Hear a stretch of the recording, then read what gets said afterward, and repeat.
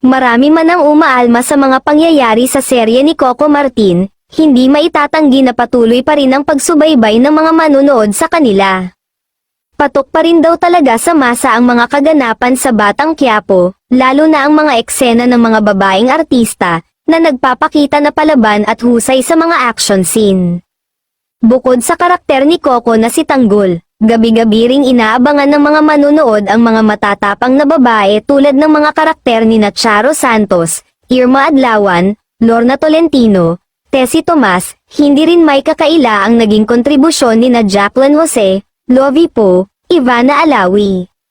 Nakakatuwa nga raw makita ang fighting spirit ni Tindeng, Makang, Bubbles na kahit madami silang pagsubok sa buhay, hindi sila sumuko at pinatunayan nilang gagawin nila ang lahat para protektahan ang kani-kanilang mga pamilya. At syempre nariyan din si Bettina, Tessie, na kayang patiklupan ang kanyang asawa.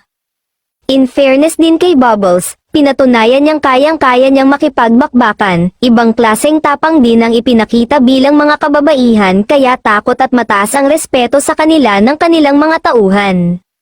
Say ng masusugid na viewers, bukod sa pinakitang magagandang katangian ang mga babaeng karakter, may mga lalaking karakter din naman daw na nawawala sa serye, at ginagawang relatable kasi ang kwento sa malawak na audience, halatang hindi nanonood ng serye yung mga sita ng sita. Bongga nga raw dahil nadagdagan ang girl power sa Batang Quiapo sa mga bagong astig na karakter na ginagampanan ni Kim Domingo, Barbie Imperial, at Rosana Roses.